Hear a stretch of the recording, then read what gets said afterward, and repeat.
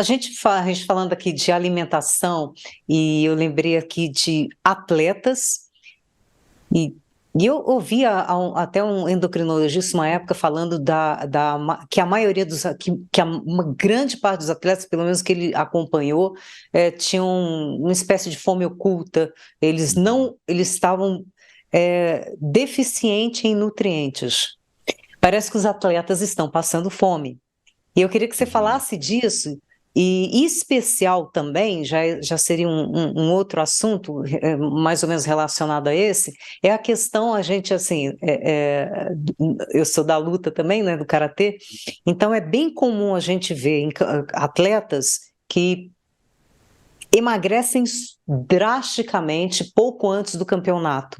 E, Uhum. por exemplo, nas competições no MMA, é bem nítido isso, do atleta perder assim cerca de 10 quilos antes de competir, aí de um dia para o outro aumentar assim 4, 5 quilos, sabe? Uhum.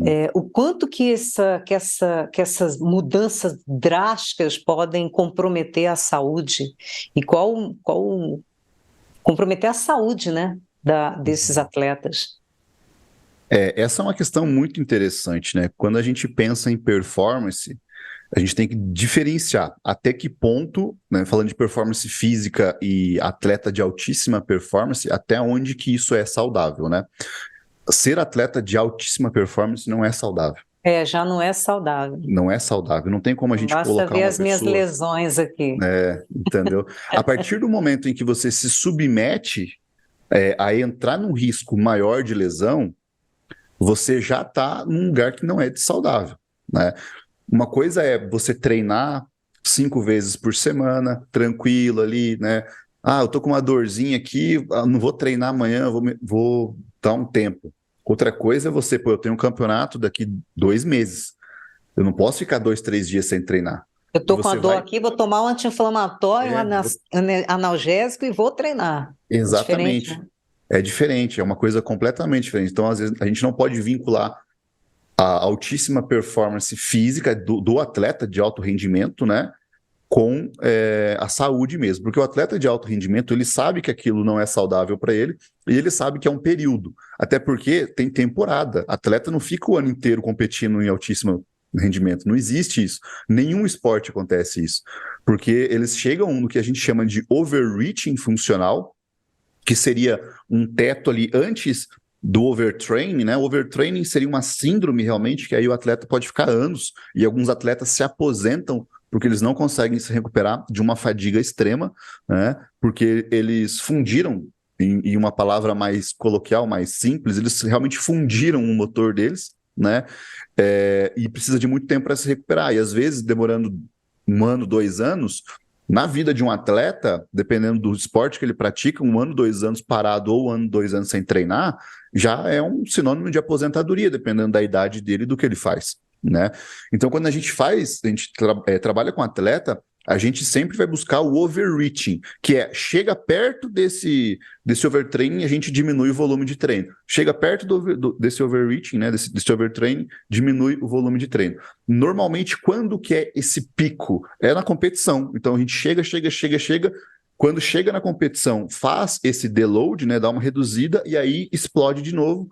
O que acontece com o atleta depois da temporada? Descansa, né? Um período de descanso. Então, a gente tem que entender que o atleta ele está sendo muito bem assessorado e não podemos vincular totalmente a saúde, né? Com isso. Agora, quando a gente fala de déficits aí de nutrientes, a gente pode falar tanto de déficit nutricional, realmente de calorias.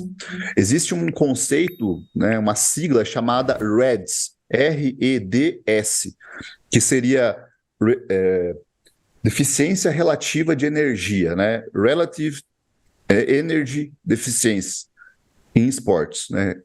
Hum. Seria uma deficiência de energia relativa no esporte. Basicamente, a pessoa comendo menos do que deveria. Isso é muito comum nos praticantes em quase todos os esportes, principalmente aqueles esportes que necessitam de controle de peso. Aí a gente está falando de atletas de luta, né? A gente está falando de ginastas, a gente está falando. Ginasta ele não precisa ter corte de peso para competir, mas ele precisa estar leve para competir, né? Então, por isso que a gente vê abusos até de diuréticos, muitas vezes diuréticos naturais, cavalinha, para tentar baixar o peso, porque eles precisam se sentir leves o tempo todo. E comendo menos, né, acaba tendo, você com menos energia, acaba tendo menos substrato energético para treinar e menos substrato energético para se recuperar.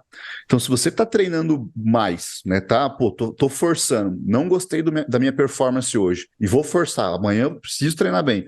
Você vai forçando, forçando, forçando e não vai dando nutriente suficiente para essa recuperação, você vai ficar sempre perto de uma lesão, né? Porque é um tecido que não está se recuperando.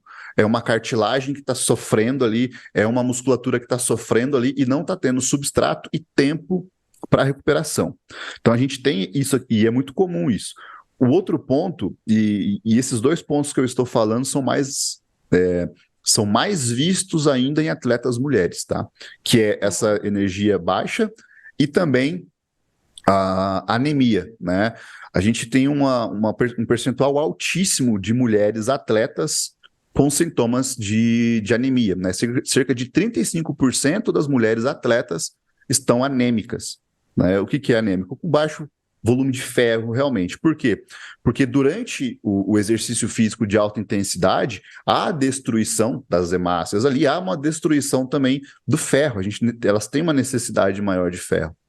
E somado isso com um consumo menor de ferro da alimentação, mulheres tendem a comer menos carne vermelha, menos alimentos que contenham ferro, né?